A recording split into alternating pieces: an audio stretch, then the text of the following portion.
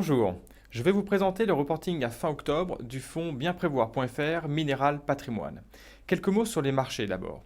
Les marchés actions européens, américains ont fortement progressé au cours du mois d'octobre. Le CAC 40, par exemple, a progressé de près de 10% sur le mois d'octobre, ce qui représente la plus forte hausse observée depuis avril 2009. Les banques centrales ne sont pas étrangères en fait à cette hausse. Elles ont largement contribué à rétablir la confiance sur les marchés, la confiance perdue en septembre et en août dernier. Mario Draghi, par exemple, a annoncé qu'il pourrait renforcer son quantitative easing dès le mois de décembre. La Banque populaire de Chine, elle, a annoncé une baisse de ses taux directeurs. Et à l'inverse, la Fed, la Banque centrale américaine, a annoncé qu'enfin, elle relèverait les taux dès le mois de décembre, ce qui montre qu'elle a confiance dans la robustesse des marchés et de l'économie américaine. Vous voyez sur ce graphe l'évolution de la valeur liquidative en doré du fonds bienprévoir.fr Minéral Patrimoine et en gris l'évolution de l'indice de référence.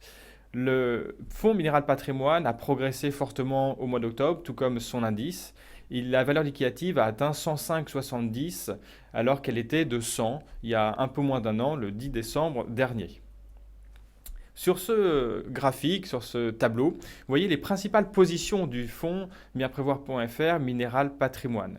Les deux premières positions sont des fonds qui investissent directement dans les indices CAC 40 et Eurostoxx. Pour les plus avertis d'entre vous, ce sont des ETF CAC 40 et Eurostoxx. Pourquoi? C'est une conviction forte en fait du gérant.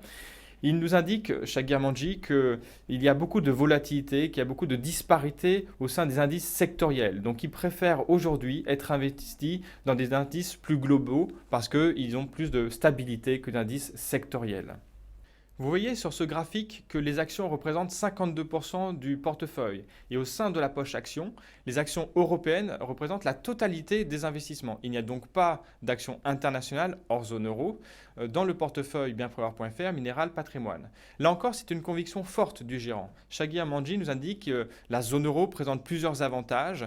D'abord, les résultats devraient progresser plus fortement en fait dans la zone euro que dans le reste du monde parce que le taux de change y est particulièrement favorable.